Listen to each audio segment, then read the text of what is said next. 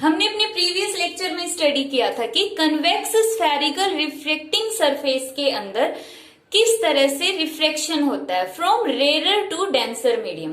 तो आज के लेक्चर में हम देखते हैं कि कन्वेक्स स्फेरिकल रिफ्रैक्टिंग सरफेस के अंदर रिफ्रैक्शन कैसे होगा from denser to rare medium.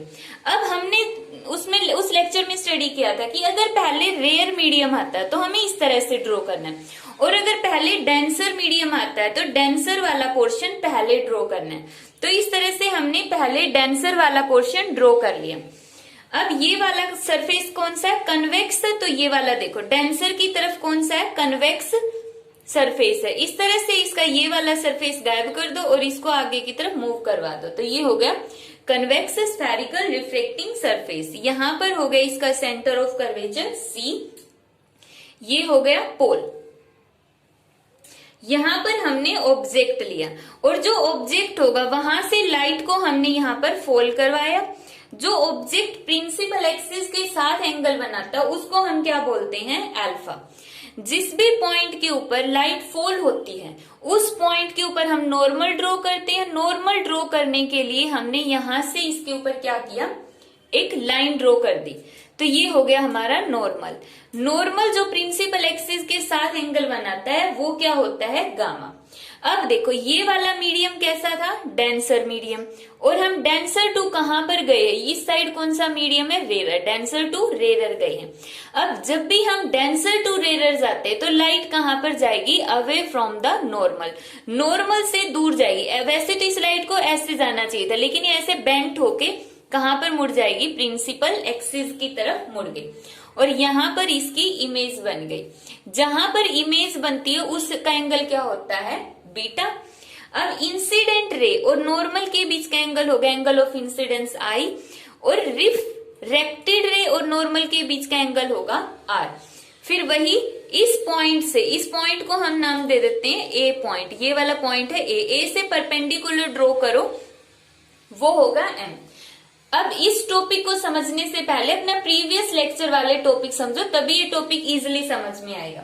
तो अब देखो हमने जैसे प्रीवियस लेक्चर में देखा था, इसके बाद का स्टेप क्या था, A के ऊपर स्नेल्स लॉ लगा दो। तो using Snell's law at A, using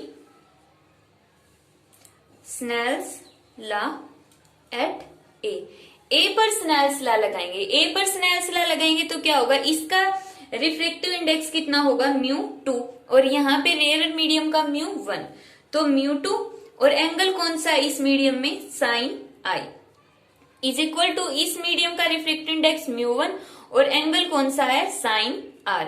अगर एंगल बहुत ज्यादा स्मॉल है तो साइन I को हम I लिख सकते हैं, साइन R को हम R लिख सकते हैं।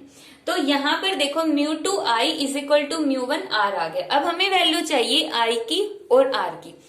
देखो प्रीवियस लेक्चर में भी हमने देखा था कि जहां पर I की वैल्यू निकालनी होती, इसका मतलब वहां पर आएगा अल्फा, गामा और I, और यहाँ पर आएगा बीटा, गामा और R। और इसके लिए ट्रायंगल कौन सी लेनी पड़ेगी हमें, ट्रायंगल यहाँ पर होगी AC, तो कॉमन रहेगा ही रहेगा दोनों के अंदर। हमने प्रीवियस लेक्चर में भी देखा था कि जो AC है वो दोनों के अंदर क्या रहेगा, कॉमन रहेगा। उसके बाद जो I एंगल होता उसमें ऑब्जेक्ट आएगा और R एंगल होता उसमें इमेज आएगा। तो सबसे पहले देखते हैं OAC, देखो OAC ये वाले ट्रायंगल OAC जिसमें ये वाले एंगल होंगे, जिसमें ये वाला एंगल अल्फा, ये I है, ठीक है, और ये हो गया गामा।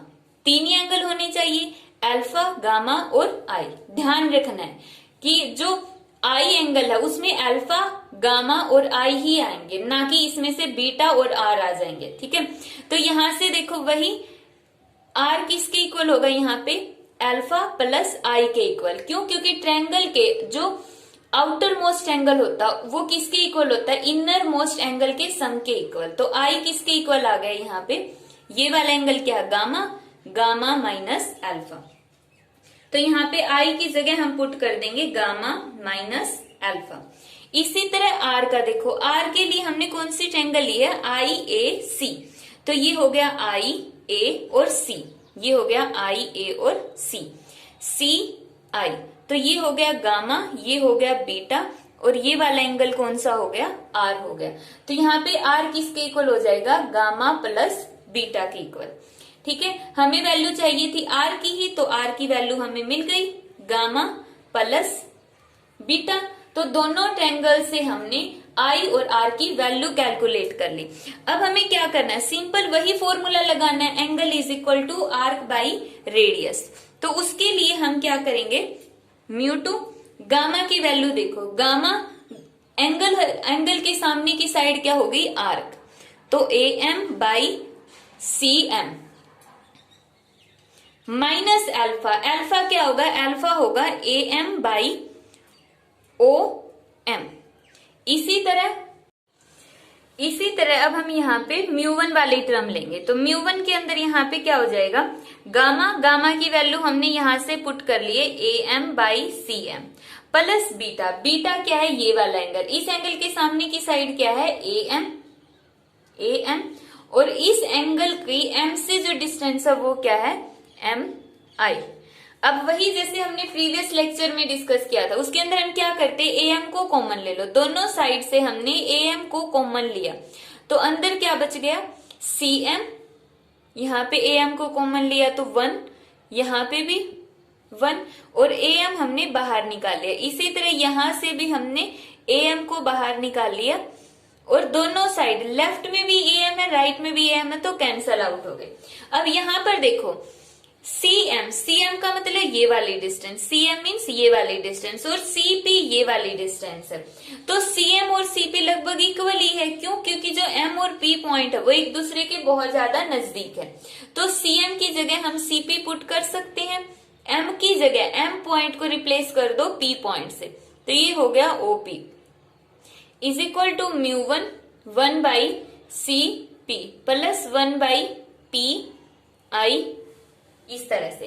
अब हमें इनकी वैल्यू पुट करनी है, सीपी, सी का मतलब क्या है, सेंटर ऑफ कर्वेचर, पी का मतलब पोल, पोल से सेंटर ऑफ कर्वेचर की डिस्टेंस क्या होती है, रेडियस ऑफ कर्वेचर, जिसको हम रिप्रेजेंट करते हैं आर से, माइनस ओपी, ओपी का मतलब क्या हो गया, distance of object from the pole, object की डिस्टेंस पोल से। जब हम ऑब्जेक्ट की डिस्टेंस लेते हैं पोल से तो वो कितनी होती है, ऑब्जेक्ट की डिस्टेंस u होती है, तो यहाँ पे हम ऑब्जेक्ट की डिस्टेंस को लेंगे minus u is equal to म्यू1 सीपी, सीपी की वैल्यू फिर से वही माइनस आर, माइनस क्यों लेते, क्योंकि लेफ्ट साइड की डिस्टेंस सारी की सारी क्या होती है, नेगेटिव में होती है, पी आई, पी से आई की मीन्स इमेज की डिस्टेंस, और वो कितनी होती है, v होती है, तो यहाँ पे हमने रख दिया v।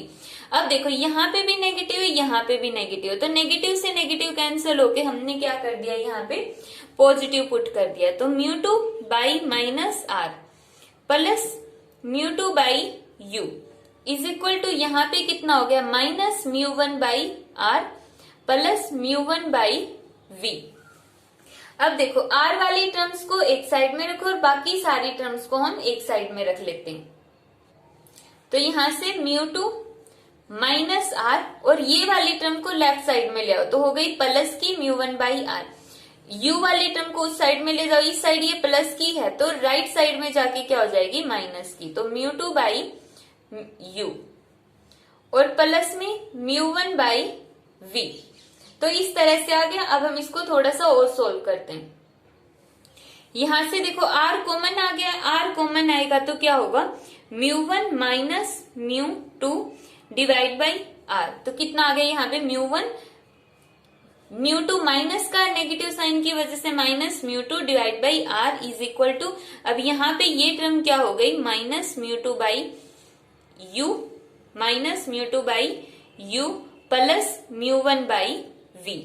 तो ये आ गया हमारा फॉर्मूला, किसका formula, denser to rare medium का कन्वेक्स स्फेरिकल रिफ्लेक्टिंग सरफेस के अंदर, कि जब कोई भी लाइट है वो रिफ्लेक्ट होती है कन्वेक्स स्फेरिकल रिफ्लेक्टिंग सरफेस के अंदर, तो उसके लिए जैसे ऑब्जेक्ट की डिस्टेंस दे देंगे, मीडियम का रिफ्लेक्टिव इंडेक्स दे देंगे, तो v की वैल्यू हमें कैलकुलेट करनी होगी, और वो v की वैल्यू कितनी होगी, ये चीज हमें कहां से पता चलेगी, इस फॉर्मूले से हमें पता चलेगी।